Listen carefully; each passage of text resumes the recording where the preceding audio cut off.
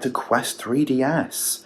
I've got another selection of games for you, and I've got 6 in this batch this time around. These ones are far more exciting than most of the previous stack of games that I've shown off to you so far. I think it's most of the stuff that you've probably heard of before, so no real surprises here, but a couple of heavy hitters anyway. So we'll start with Shin Megami Tensei Devil Summoner Soul Hackers. This one's sealed, and this came off eBay. You can actually still get this game brand new anyway. I think, what are they called? They were base once, and I think they're called Hit.co.uk now. I'm sure they still do new 3DS games, but also Cool Shop do them as well. And they seem to have like sort of the last batch of 3DS games that are printed by Nintendo Europe. Often they come in like smaller type cases.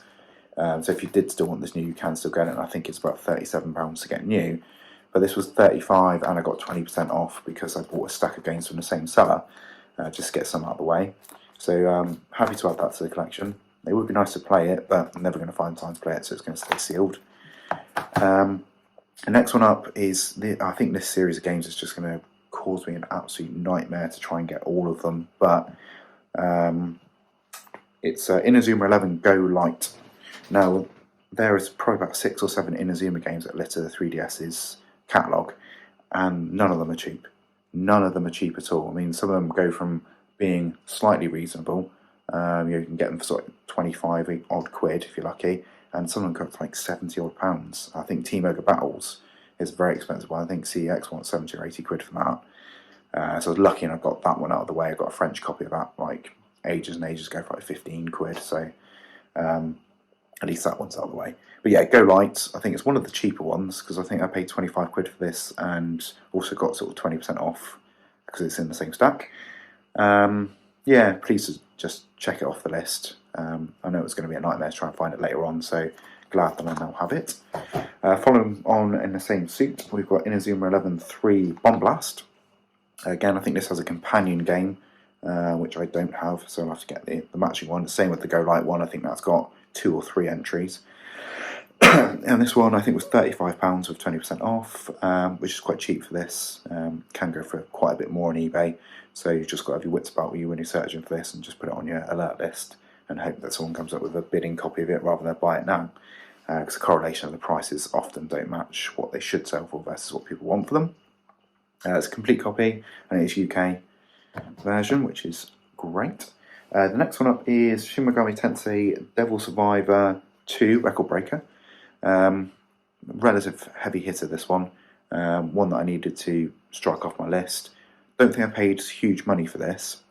Couldn't tell you how much I did pay for it. I don't know whether it's any more than 40 quid. I don't think so. But yeah, again, Shin Megami Tensei games are very easy to get lost in how many there are of them. Yeah, just slowly strike them off the list. I don't really mind paying too much money for these because RPGs on the 3DS are worth paying the over 100 quid that they usually are because they are genuinely good games and low print runs. You know, some of the other like sports games, I mean, things like Farmscape, which we'll get to a future episode when I track that cookie down. Next up is Shin Megami Tensei Devil Survivor Overclocked. That one was £115, I think, and I got 20% off it. Yeah, good to have this one here because this just keeps going up and up and up in value, only really beaten by Shin Megami Tensei Apocalypse. So yeah, got it out of the way now because I know it's just going to be a nightmare to have to spend that money on this later on. So it's in the collection now, don't have to worry about it, put a pin in that one. And the last one is the 7th Dragon 3 Code FED. Don't really know much about this game. It's made by Sega, so it's probably going to be a good game, isn't it? I would think. Quite obscure. You don't see it very often at all, and I've forgotten that this even existed, to be honest.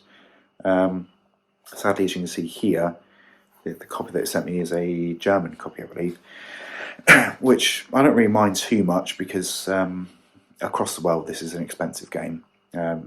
Most eBay sellers at the moment want £110 for it. This copy was £60 with 20% off, so that's not too bad. Strikes it off the list. The spine's all in English anyway, so for archival purposes it's going to look okay. So when you pull it out from the stack and you're like, oh, hang on a minute.